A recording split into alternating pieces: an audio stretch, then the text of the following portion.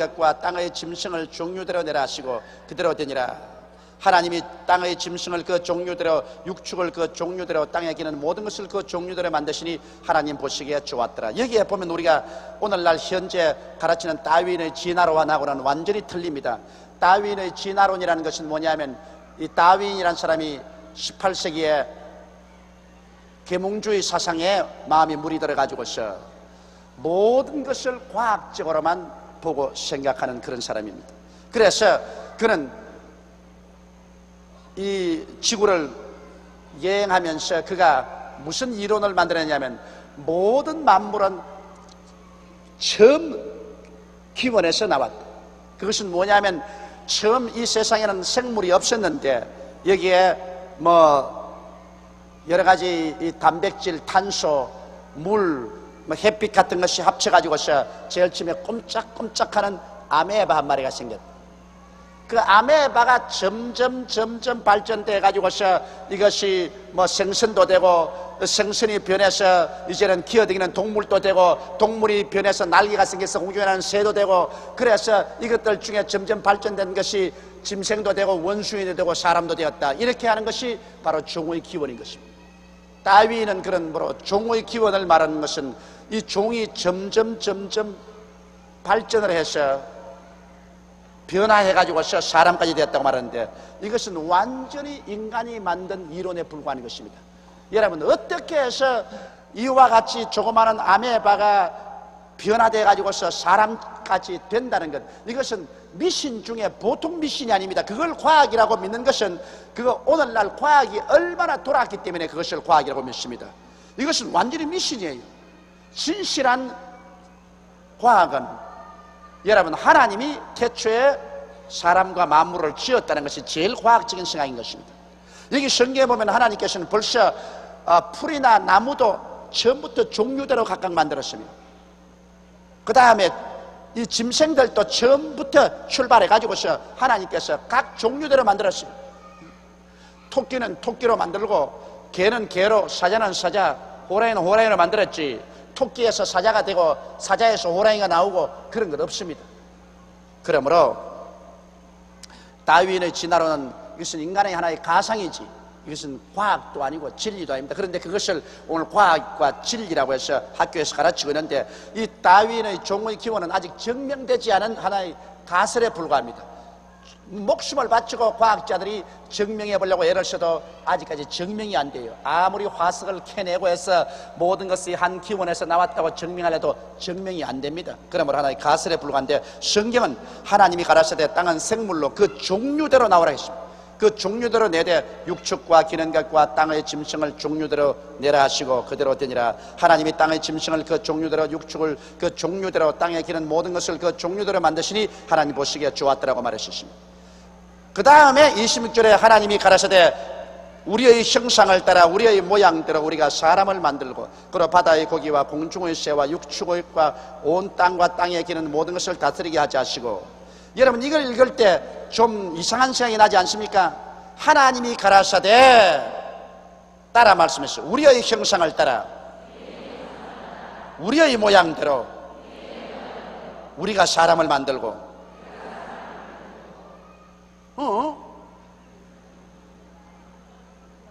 하나님은 한 분이라고 했는데 왜 하나님이 여기는 우리라고 했어요? 예? 하나님은 한 분밖에 없는데 왜 하나님이 우리라고 했어요? 내 혼자서 우리라 하면 됩니까? 우리라는 것은 두 사람 이상의 복수가 될 때 우리가 아니에요. 그렇죠? 이건 내 것이라 하거든. 두 사람이 함께 내 것이라면 우리 것이라 그러지. 그래서 여기에 보면 벌써 우리 하나님께서 삼위일체 하나님이시라는 것을 보여주고 있는 것입니다. 하나님이 가라사대 우리의 형상이니까 아버지, 아들, 성령, 삼위일체라는 것입니다. 세 분께서 하나로 일하시는 것이 바로 삼위일체라는 것입니다. 이건 도저히 우리 인간의 지식으로 설명을 할 수가 없어요. 그러나 여러분, 우리 사람이 하나님의 형상과 하나님의 모양대로 지음받았기 때문에 우리를 살펴보면 상당히 알 수 있어요. 우리 사람을 살펴보면 여러분 삼위일체입니다. 첫째로 여러분과 나의 영은 우리가 예수 그리스도의 보혈을 믿고 살아나면 우리의 영은 하나님을 섬깁니다. 우리는 예수를 믿고 하나님께 감사하고 하나님을 예배합니다. 그러나 영이 죽은 사람들은 우리 보고 미쳤다 그래요. 미쳐도 보통 미치지 않다. 허공 중에 아무것도 안 보이는데 뭘 보고 할렐루야 그거 싱글벙글 웃고 댕기노 지금 미쳤다 그럽니다. 그건 왜냐? 영이 죽은 사람은 전혀 하나님을 모릅니다. 왜? 영의 역할은 뭐냐? 영은 하나님과 교제하고 하나님을 아는 역할이 바로 영의 역할인 것입니다. 그러므로 영이 죽어 있는 사람은 전혀 하나님과의 교제를 할 수가 없는 것입니다.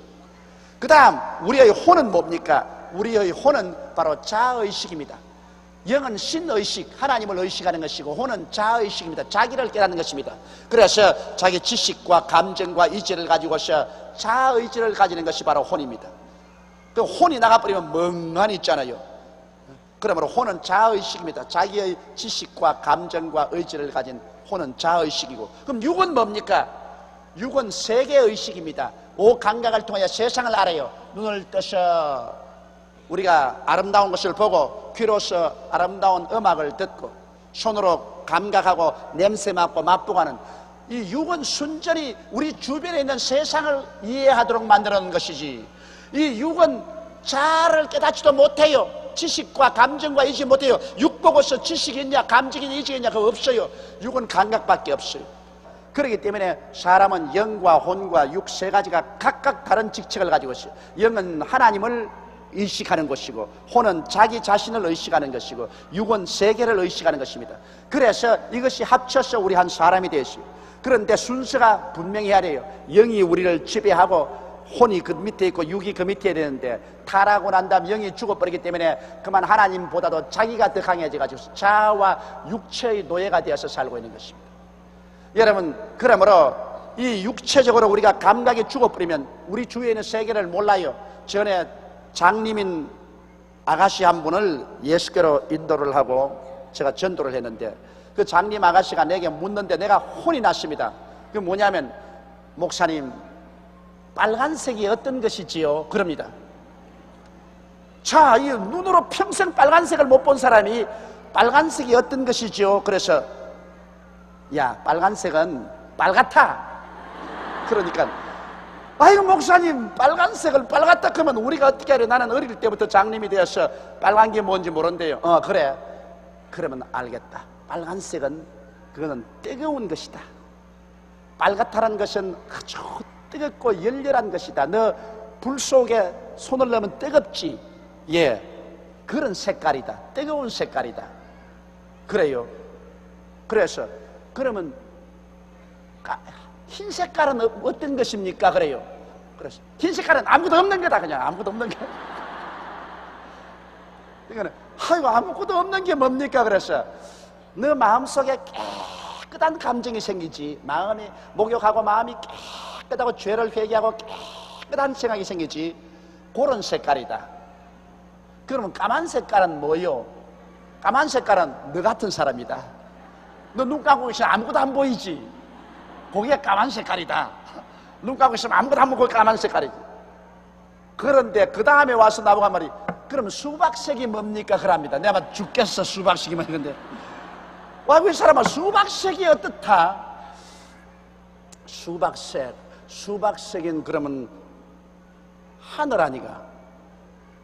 하늘은 푸르고 산과 들도 푸른데, 너 봄날에 들에 나가면은 아주 향긋한 냄새가 나고 바람이 싹 불고 나무가 싹 소리가 나고 기분 좋지. 예, 그런 색깔이다. 장님이 여러분 색깔을 가르쳐 달라는데 내가 기가 막히더라고 설명을 하려니까. 그건 왜냐? 감각이 없으면 주위 환경을 이해할 수가 없어요. 영혼이 죽었기 때문에, 영이 죽었기 때문에 하나님을 이해하지 못하는 것은 당연한 이치인 것입니다. 그러므로 예수 안 믿는 사람이 하나님이 있다 없다 말한 것 자체조차 어리석은 것입니다. 아무리 학박사가 되어 있어도, 아무리 세상 지식이 많아도 세상 지식은 자기 혼이 가지고 있는 것입니다.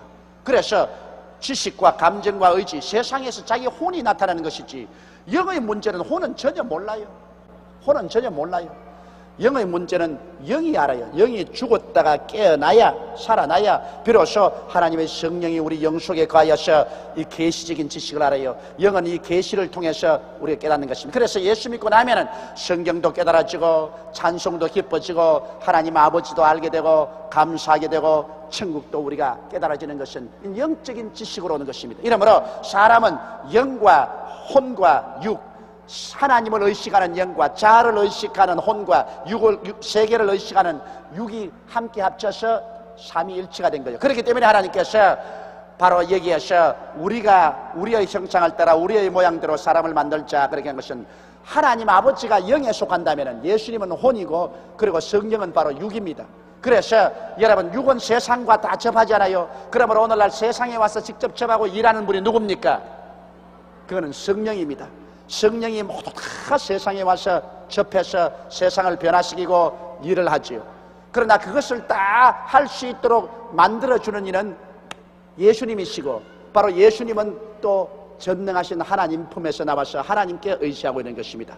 이러므로 하나님 아버지, 예수님, 성령님 이 분명히 새 인격을 가진 하나님이시지만은 이분이 하나가 되어서 역사하는 것입니다.